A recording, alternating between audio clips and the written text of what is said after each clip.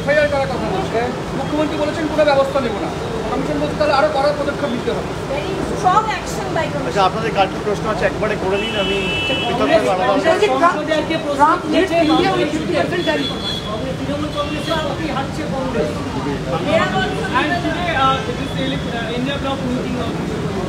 আচ্ছা, তো তিনটে প্রশ্ন রয়েছে আপনাদের। এক হচ্ছে ইলেকশন কমিশন নিয়ে রাজ্য সরকার যে অবস্থান নিয়েছে সে সম্পর্কে আপনাদের প্রশ্ন রয়েছে।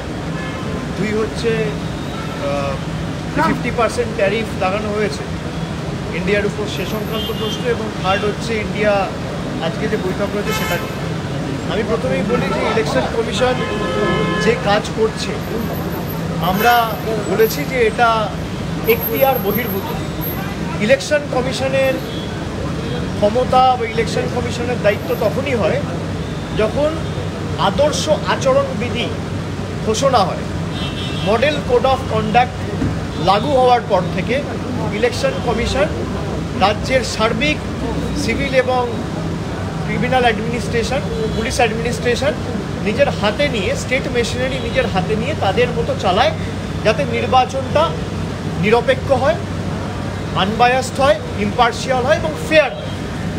কিন্তু যে কাজ একটা নির্বাচিত সরকারকে এখনও প্রায় 10 মাস 11 মাস সময় রয়েছে এবং প্রায় 3 মাস 4 মাস আগে থেকে শুরু হয়েছে, 1-1.5 বছর আগে থেকে সরকারকে কাজ করতে না দেবে বলে এবং নির্দিষ্ট যে বিজেপি ক্ষমতায় রয়েছে সেই বিজেপিকে বাড়তি সুযোগ করে দেবে বলে বাংলার প্রতি যেমন ধারাবাহিক বঞ্চনা কেন্দ্র সরকার করেছে, একইভাবে বিচার ব্যবস্থাকে কাজে লাগিয়েছে, সংবাদ মাধ্যমের একাংশকে কাজে লাগিয়ে সন্দেশখালির মতো ঘটনাকে সারা দেশে প্রচার করে বাংলার বদনাম করার চেষ্টা করেছে। এখন ইলেকশন কমিশনকে কাজে লাগিয়ে যাতে বাংলার প্রকৃত বাঙালিরা, বাংলা ভাষায় যারা কথা বলে, যারা বাংলায় থাকে, তারা ভোটাধিকার প্রয়োগ করতে না পারে, প্রকৃত ভোটার যারা, তাদের ভোটের অধিকার কেড়ে নেওয়ার জন্য ইলেকশন কমিশন নির্লজ্জ ভূমিকায় নেমেছে। ইলেকশন কমিশনের এটা এখতিয়ার এখন নয়, তারা রাজ্য সরকারকে জানাতে পারে কি করবে কি না করবে। একটা ইলেক্টেড গভর্নমেন্ট, যে গভর্নমেন্টকে বাংলার 12 কোটি মানুষ ভোটাধিকার প্রয়োগ করে 2021 সালে নির্বাচিত করেছে, সেই গভর্নমেন্ট একমাত্র বদ্ধপরিকর এবং জবাবদিহি 12 কোটি মানুষের প্রতি, কোনো রাজনৈতিক দল বা কোনো কেন্দ্র সরকারের প্রতি নয়।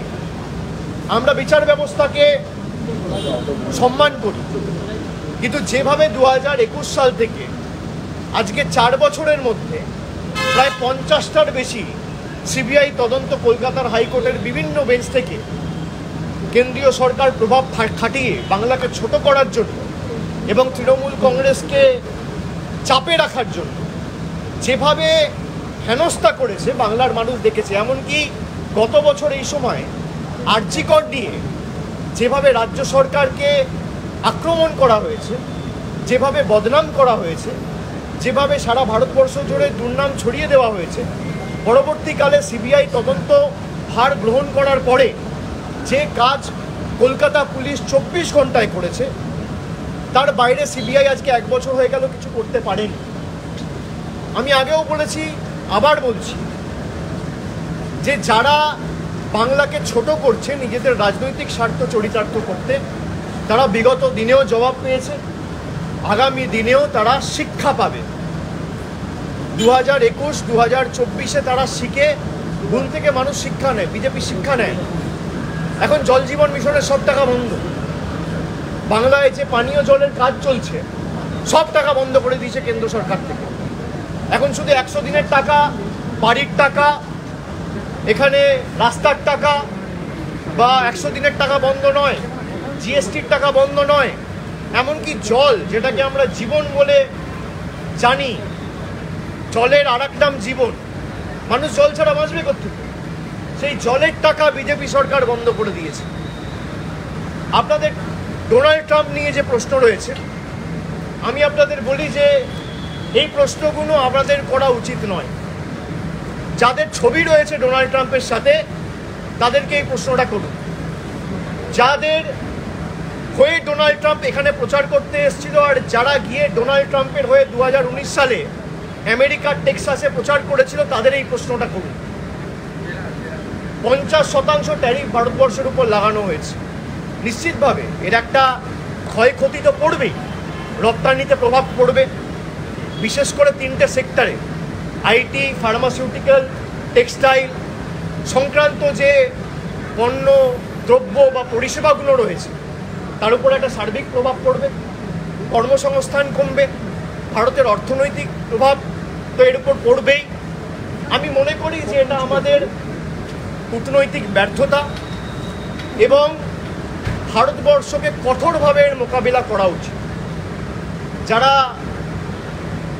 ভারতবর্ষকে ছোট করতে চায়, যারা ভারতবর্ষের উপর চাপ সৃষ্টি করতে চায়, কি কারণে এত ক্ষমতা তাদের হলো হঠাৎ করে, যে সরকার 56 ইঞ্চি ছাতির কথা বলতো, তারা ক্ষমতায় থাকার পরেও তাদেরকে বুড়ো আঙ্গুল দেখিয়ে, লাল চোখ দেখিয়ে চায়না থেকে শুরু করে সমস্ত দেশ, আমেরিকা, সবাই, আমি আপনাদের বলছি, আমি বাইরে এগুলো বলতে চাই না, আমি সর্বদলীয় ডেলিগেশনের পার্ট হয়ে 5টা দেশে গেছিলাম। আসিয়ানের মতো মাল্টিল্যাটারাল ফোরাম 11টা দেশ নিয়ে তৈরি, সেখানে সিঙ্গাপুর রয়েছে, মালয়েশিয়া রয়েছে, ইন্দোনেশিয়া রয়েছে, কাম্বোডিয়া রয়েছে, ভিয়েতনাম রয়েছে, লাওস রয়েছে, 11টা দেশ নিয়ে তারা পেহেলগাম নিয়ে পাকিস্তানের উপর চাপ সৃষ্টি করা দূরের কথা, কন্ডেম করে একটা স্টেটমেন্ট দেয়নি। এই ব্যর্থতা কার? ডোনাল্ড ট্রাম্পকে নিয়ে ভারতবর্ষে কোভিডের 1 মাস আগে গুজরাটে প্রচার কে করেছিল? ডোনাল্ড ট্রাম্পের হয়ে প্রচার করতে গেছিল টেক্সাসে কে? ডোনাল্ড ট্রাম্পের হয়ে আপনি প্রচার করেছিলেন, বিজেপির নেতারা করেছিল, যোগ্য করেছে বিজেপির কর্মীরা, ডোনাল্ড ট্রাম্পের দীর্ঘায়ু কামনা করে। এ তো সমাজ মাধ্যমে রয়েছে, আপনারা দেখেছেন। So I think people who have campaigned for Donald Trump, and Donald Trump also came and reciprocated the same 2 months before COVID in 2020 in Gujarat. And the Honorable Prime Minister, he also himself went and campaigned for the then US President Mr. Donald Trump in 2019. If I am not wrong, I exactly remember the date, it's 22nd of September in 2019 in Texas. So someone who campaigned for Donald Trump will be in an ideal position and situation and far more apprised and will be able to answer with clarity that what made Mr. Donald Trump and the US government impose a 50% tariff on India. The onus is on him. The onus is on the incumbent NDA and BJP government, not Trinamool Congress. Why Mamata Banerjee never invited Donald Trump? The Trinamool never invited Donald Trump. No one from Trinamool went and campaigned for Donald Trump. Mamata Banerjee or anyone from Trinamool Congress, did they go and campaign for Donald Trump? Who went and campaigned for Donald Trump? Let me show you a small clip.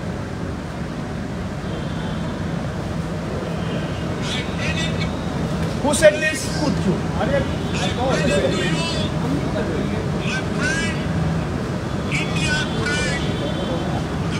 Who said this?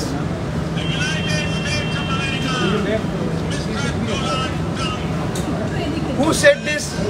I am quoting him. He said, I present to you my friend, India's friend, Mr. Donald Trump. Did I say this? Did Mamata Banerjee say this? Did any member of the opposition say this? Who said this? And I also strongly condemn what Donald Trump said about India. He said the Indian economy is dead. Well, I don't agree. Nobody has got the might to kill the Indian economy. It's surviving on the love and affection of 140 crore Indians. I can say Indian economy is in ICU. From bad, it has become worse in the last 10 years. And by imposing 50% tariff, there will be a substantial job loss. Segments like IT, especially IT-related goods and services, pharmaceuticals, and textiles will be badly affected. Exports will come down. And this is all because of the botched up foreign policy of the union government. They have been speaking about India's global presence and how India has become a Vishwaguru. Is this the example? This is how India is being treated. What is stopping us from retaliating? The Home Minister in the floor of the House in Parliament said POK is our integral part. Then what is stopping you from reclaiming POK? Nothing is stopping you. The entire country is with you, standing with you, shoulder to shoulder. Every opposition party is with the union government in this fight. Like I said, until and unless you reclaim the POK, this will keep happening. 2019, Pulwama happened. The government carried out airstrike. Again, after 5 years, Pahalgam happened. Again, you carried out airstrikes. So we are stuck in a infinite cyclical loop. This has to end once and for all. And if there is any solution to this, I think you can only go and reclaim POK and give Pakistan a reply in the language they understand. There's no other way to deal with it. Election Commission, do you think in English that they are going overboard by, Absolutely, they are going overboard. They're exceeding their brief. The Election Commission also needs to understand and realize that it is an impartial, unbiased organization and it has to operate remaining in the ambit of India's constitution.